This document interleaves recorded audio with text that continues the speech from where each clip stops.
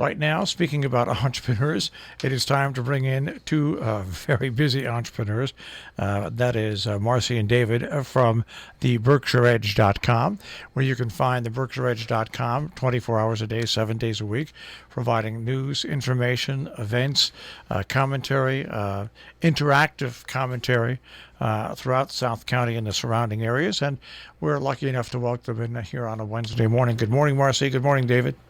Good morning. David is having a little computer problem. He'll join us in a minute. Nowadays, especially the business we're in, there is no such thing as a little computer problem. No. Well, we don't know what it is. I mean, but his his laptop isn't turning on. Well, maybe it's just plain cold and fed up with 5 inches of snow every now and then. Okay. Well, it could be. It could be. Well, anyway, he will join us momentarily. All right, the Berkshire Edge. The BerkshireEdge.com is the place to go if you want to keep informed about what's going on in South County and the surrounding areas. And it's interesting. We just had a presidential election. We just had elections for the House and Senate and everything like that. But right there in Berkshire County, Senator Ben Dowling has been in the Berkshires for years. He's now going to become a candidate for governor. He is, yes. Now, he is, and as we say, I mean, the election is not until a year from November, and this is 2021, and the election is not until November 2022. So he is probably the first, but not the last, to announce his candidacy. So we'll wait and see. But he is well known in the Berkshires, and of course there is a certain amount of enthusiasm about having a governor who actually knows this part of the state. We felt very good when Deval Patrick was governor because he had a home in the Berkshires, and so legislation paid attention. But we suffer here in Western Massachusetts that Boston doesn't seem to know we're here. It's interesting that you bring that up because it is a problem of living out in this area. Hartford, our state representatives have to work 10 times harder to get things done for out here. And adjacent eastern New York, the far eastern side of Dutchess County, it is the same way there. Right. We happen to live in this area where if you're lucky enough to have somebody that's in power at a high enough position, things are better. Yes. But if you don't have that, for all the representatives that work in our area, it is a tough road to hoe. Well, we have great state reps. We have Smitty Pignatelli, who's our state representative, and we have Adam Hines, who's our state senator, and they are well respected, and they're very active in the community, and really much loved to the extent that they almost run unopposed. But when things happen like announcements that rail traffic is going to be enhanced in Massachusetts, and it goes as far west as Springfield, and somehow they forget to come to Pittsfield. So, so it would be wonderful to have somebody local as governor. We'll wait and see. I mean, there may be lots of other candidates, including the deputy governor, if the governor decides not to run. But our current governor may very well seek a third term. So he's very popular, Charlie Baker. So he may very well serve a third term. It's also, people have to declare early nowadays because, unfortunately, part of when you're running for an office like this, you have to get in there. You have to be one of the first ones to get fundraising and to get those connections before anybody else. And that's why money in politics is so disastrous, the amount of money that flows in, because you've got to start a year and a half ahead of time. It's a weird situation. Right. No, it is. And we all know, we're all familiar with what happens on the presidential level when you have, 10 or 15 candidates running in the primary. So we'll see what happens in the governorship. All I right. wish David. I don't know what's Well, I'm here, but my computer is not working. I'm without a computer. either of them. Both. Well, the other one is just taking forever to boot up. Right. So Well, we can get through this. We can Yes, get through this. We can. I apologize, but for some reason something has gone wacko with my two computers, Maybe. so I can't even get on. So. All right. Well, let's talk a little bit about. Once again, we still have to mention the COVID-19 pandemic, its effect, and we talk about it here all the time. The effect in Northwest Connecticut and Eastern New York, but the Berkshires really, what a big hit for one full year. For one full year, the Berkshires really relies heavily on theater, the economy, tourism, and what a hit! Honestly, gosh. Well, we had an article. We now have Business Monday. We try to bring together all of our business articles on Mondays, or many of them at any rate. And so we had an article this week on Business Monday about the hits to just the theaters alone. Yeah. Our reporter talked to the heads of Shakespeare and Company and the Berkshire Theater Group and Barrington Stage. Berkshire Theater Group figures that it lost about $2.5 million in revenue last year, from lack of ticket sales. And these three theater leaders figure that the theater community in the Berkshires as a whole probably lost about $11 million in ticket sales last summer. Which is terrible, and that's just ticket sales. When you think about all the people who would have gone out to dinner before they went to the theater, all the people who didn't come to the Berkshires because there was no theater. So we have no idea what the total was in the whole community, but $11 million just from theaters in the Berkshires, and those are the big three: the Berkshire Theater Group, the Shakespeare and Company, and Barrington Stage. So those are the big three, and they estimate $11 million for the county. It's interesting because here in Northwest Connecticut, yes, we have our theaters, but we also have, and what's affected, it's affected in South County, Massachusetts, lodging. Eddie Meza, who put together a beautiful hotel in Sharon and the Interlaken and the White Hart. You take Lime Rock, and Lime Rock during the summer season would bring in attendance about 100,000 people, 150,000 people to our area. They would stay for 3 days, and like you say, that money goes right back into the community, and those are all funds that are lost, and they're lost forever. And we just hope that late this spring and this summer, we can bring those people back into the Berkshires and into the tri-state region. Right. Well, I hope that the institutions themselves can, survive this. That's the other thing. Well, that's the whole thing. The institutions have to survive, and then it's once again starting back at the, here you go again. You've taken 10 steps forwards over the past 10 years, and now you're back at ground zero, rebuilding again from the beginning. So, yes, it is. No, we do know that. The places are planning a summer season. Mm-hmm. There will be some kind of a summer season, but we have no idea yet what that will be. Berkshire Theater Group last year got a lot of attention because it actually staged Godspell in a tent, and they negotiated with all of their unions to be able to present that play in an outdoor setting with very few people in the audience. We have a picture on the screen, on our article of what it looked like, in that tent with, the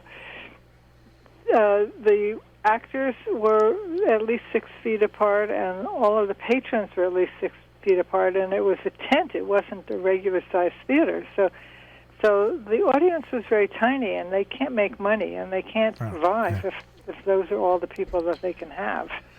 So even though they were extremely imaginative, it's still hard to keep yourself afloat. Yeah, we're once again. This is a program called the Berkshire Edge on air. You can find the Berkshire Edge all the time at theberkshireedge.com. We always speak with Marcy and David, taking a look at just a fraction of the stories that they have. This story about the Great Barrington Select Board declining to authorize changes to that intersection near Monument Mountain where a fatal accident occurred. When that happens in Connecticut, to try to bring change about, you have to go through the State Department of Transportation, and change, it works very, very, very, very slowly here in Connecticut. I don't know how it works in Massachusetts, but obviously the Select Board did not authorize any changes. No, they were stuck. It's just a very narrow little lane up on top of Monument Mountain, and there were some calls for changes of this intersection with this little side road that has very little traffic on it, and whenever there was a fatal accident right there, there was some talk about whether they should redesign the intersection, but they decided against it. So, and it was a very well-known person had died there. Yes, so there was some call. So there was some concern that this was a dangerous intersection, but they decided against it. I think they brought in somebody to study it too. Yeah, they did. Yeah.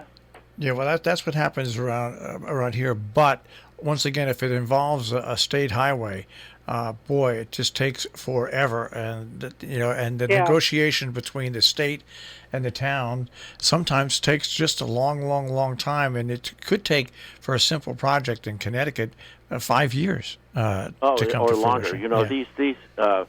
These kinds of repairs and on these projects, they get in. There's a line, and this project would be way at the back of the line if it were ever accepted by the. And remember, this is a state road, too. And so the Department of Transportation said that told the Select Board that that particular intersection hasn't been the scene of serious crashes over the years, so it's not on their radar scene as a high accident intersection. So people were upset, and they were hoping that they could maybe prevent another accident like this. But it's just the same. Apparently the state is not going to do it. Yeah. Well, I wonder. It was an elderly woman who was killed coming out of Lover's Lane, and I'm just wondering whether she might have been the problem. Yeah, it's one of those things that especially when it's a well-known person, it's a very emotional topic. It is. And Definitely. And obviously the state looks at facts and figures. They don't look at emotion. And Great Barrington can't do it on their own, the Select Board, because it involves the state. The next story. I'm sorry, I love this. A story on the Democratic Socialists of America. Oh, you know about them? Dear. But really, it's funny because you look at this, and they've been very effective in helping out families through the COVID crisis. Right, they have, and they've taken their role as a kind of community leader as seriously, and but there's something about it that's amusing. Well, I hate to say it, but it's true because, hey, I'm a big Bernie Sanders guy, always have been, and and when you put the words Democratic Socialist together, it's like you might as well also say Democratic Socialist Du Bois. There's certain words that bring up opposition in people. You know what I mean? Oh yes, oh yes. Yeah, they certainly are, and socialist is one of them. Yeah. Without really anybody knowing, without thinking what it means. Yeah. Yeah. People forget. Yeah. Their heart is in the right place. Let's put it this way. Yeah. Well, but they because of their affiliation with the word socialist, they are being, scorned. Put it that way. Right. Well, that's it. But I thought we should mention that they're nevertheless poking their heads above ground here, and saying that we're in such a crisis that they're going to try to help out too. So yeah, food drives and those in need. I mean, I'm 68, and I can tell you right now, this is economically impacted, except for the very, very, very wealthy. Just about everybody, and except for the very, very, very wealthy, who actually can make money during a time like this. Oh, they are. But everybody else has really got to buckle down, and whatever help you can get from whatever organization that's community oriented is needed and welcome. Speaking about needed and welcome, you've got a new support group and recovery center that's being organized in Great Barrington for those who suffer addiction. Yes, well, this is of course, a time when the whole community is under stress. Yep. And not surprisingly, people who are prone to addiction are more likely to get into real trouble. And so this is a support group for, I just thought we should mention this, that this is a volunteer group that is going to try to help people out in this terrible situation. That's the whole thing. I mean, not only do we have the pandemic then leads to economic problems, and who are those that are crushed the most? The people who do have an addiction problem and who are fighting and fighting just to maintain their normalcy, and all of a sudden everything works against them. Everything works against them, and they have to dig down and need that help. They do, and I think it's called rural recovery resources. Right. In any case, they're also aiming to try to mitigate the stigma of addiction too.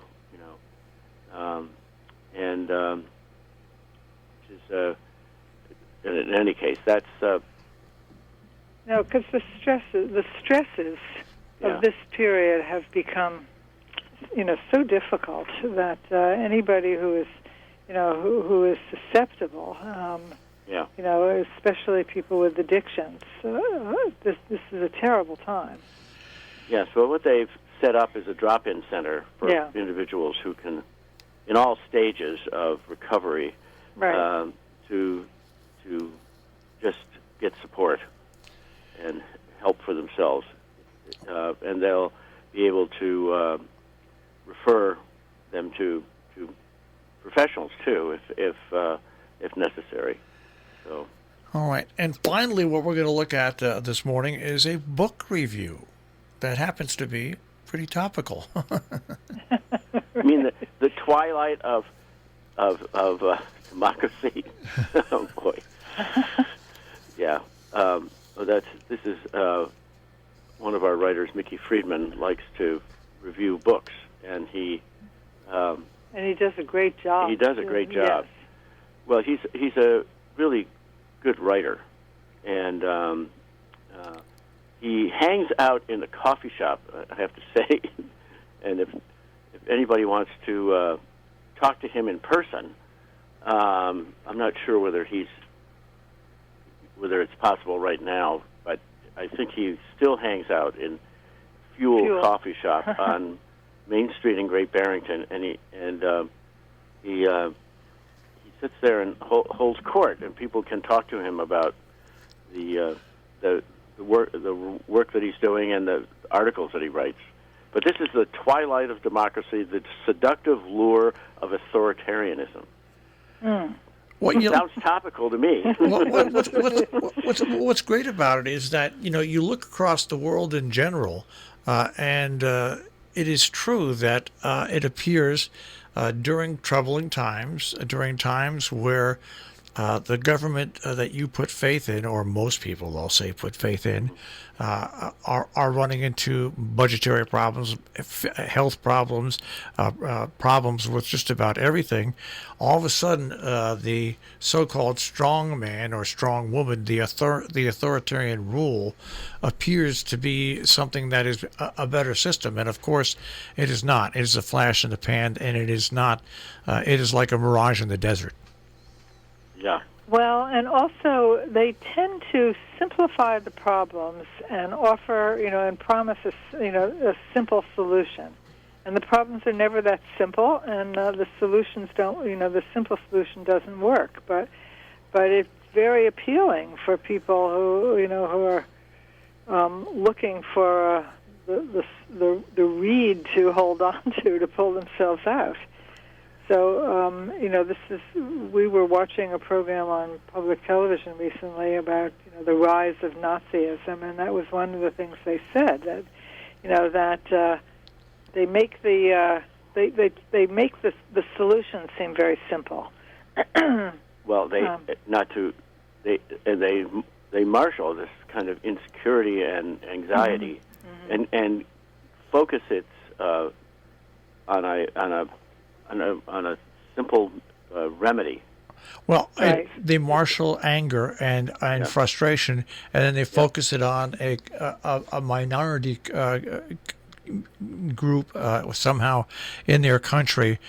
They focus the attention of people not to be worried about the problem, but this is the cause of the problem, and we must get rid of this cause of the problem. Yeah. And that's how eventually world wars start. Yes, it is. Yes, right. Well, the author of this book, Ann Applebaum, is a former correspondent of the Washington Post. Right now, but she reviews similar episodes, uprisings in Poland, Hungary, United Kingdom, Spain, of course, and we know, of course, about Spain and Hungary and Poland. So it's interesting to put this recent uprising in our country in this context. Well, you have to, especially in this country, maybe not, but the rest of the world looks now at this country and said, well, whoa, wait a second, this is a pretty big test for democracy. Right. And that's the whole thing about what happened at the Capitol building. You took a whole bunch of people who might believe in President Trump, mixed them with about 3,000 people that are armed vigilantes, and they get sucked into it. They get sucked into the emotion, and that's how things like this happen. It's it could be your friend or neighbor. They were there. They get sucked into it. They're not bad people, but they get sucked into something that seems stronger than they are. Well, also they begin to believe something that is just not true, that's it's a lie, and that's what local journalism motivates them. And the more it's an irony that the more people, the more people tend to say, well, you're not. This is an illusion. The angrier they get. You know? Well, that's what we can do as local journalists, and that is because this is a grassroots level. You're not going to solve it from the top down. You're going to solve it from the bottom up, and you just have to keep putting it out there, and hopefully, once things calms down, everything will be fine. But we're out of time, and you guys do an amazing job. Well, that was a hopeful note that you ended on there. Well, we had to find something there to be hopeful about it. Well, we have many hopeful notes in the Berkshire Edge. Lots of interesting things going on. our new wedding section can help you get married here in the Berkshires. So lots of things happening. All right, guys. So all positive and encouraging. Absolutely. We'll check with you guys again next week. Have a good week, okay? Yeah, you too. Take Bye. care. Yeah. Bye. Bye-bye. That is the Berkshire Edge on air here on Robin Hood Radio. You can find them at the berkshireedge.com. That is the berkshireedge.com.